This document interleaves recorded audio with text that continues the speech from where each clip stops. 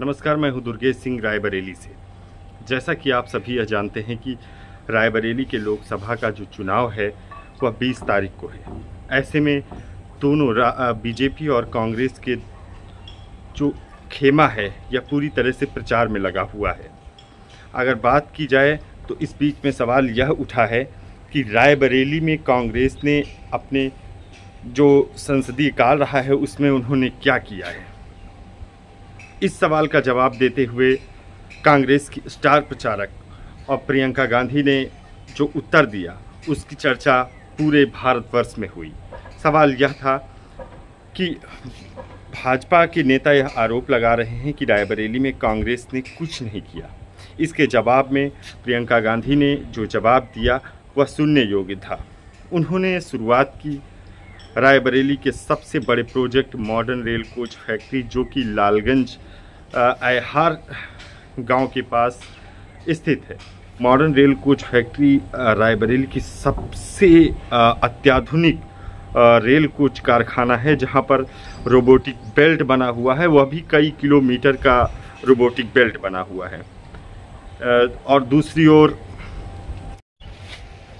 फिर चाहे रायबरेली के ऊंचाहार में स्थित नेशनल थर्मल पावर प्लांट हो या फिर एशिया का सबसे बड़ा ट्रेनिंग इंस्टीट्यूट फुर्सतगंज में स्थित इग्रुआ हो, राजीव गांधी पेट्रोलियम टेक्नोलॉजी संस्थान जो कि जायस में स्थित है, और उसी के साथ रायबरेली में शारदा सहायक नदी से जो जमीनों का सिंचित भूमि है वह भी उन्होंने गिनाया।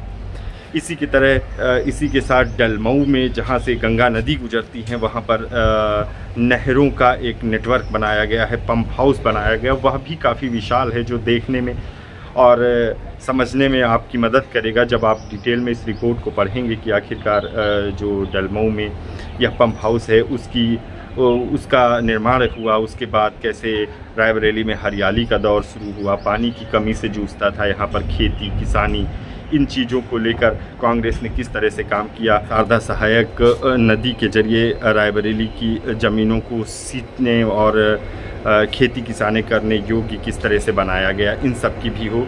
तो आपको यह भी समझना चाहिए कि उस दौर में जब रायबरेली में खेती किसानी कर पाना बेहद कठिन था, तो किस तरह से कांग्रेस ने रायबरेली को काफ़ी मदद किया, बड़े प्रोजेक्ट लाए। और उसी के साथ फिर रायबरेली में फुटवियर डिज़ाइनिंग इंस्टीट्यूट हो या फिर नाइपर हो, उसी के साथ आप अगर डलमऊ में ही जाइए तो वहाँ पर आईटीबीपी का कैंप खुला हुआ है, वह भी विशालतम प्रोजेक्ट है और काफ़ी बड़ा सैन्य स्थितियों के हिसाब से।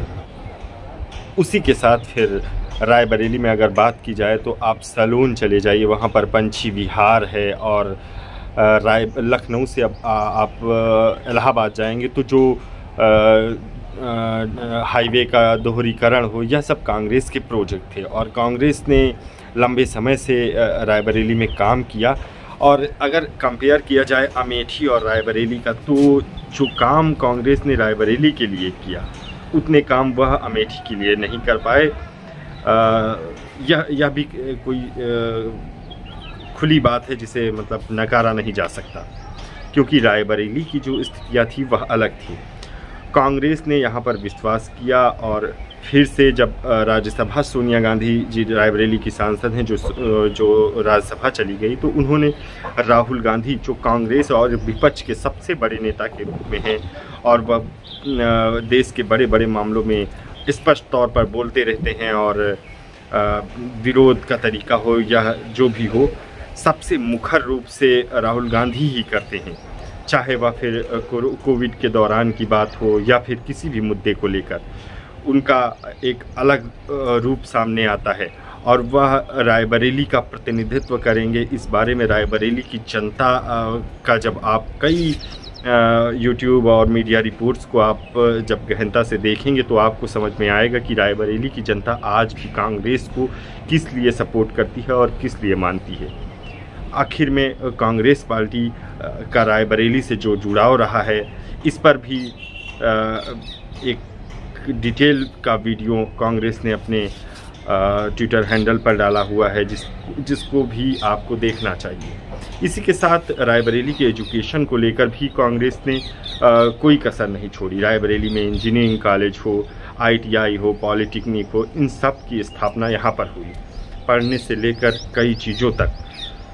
और फिर रोजी रोजगार के मामले में रेल कोच फैक्ट्री में जिस तरह से जिन किसानों की ज़मीन गई उनको रेलवे में नौकरी देना हो, या फिर जिस तरह से ठेकेदारी के रूप में जो लेबर वहाँ पर काम कर रहे हैं, यह सब रोजगार लेकर ही आए हैं।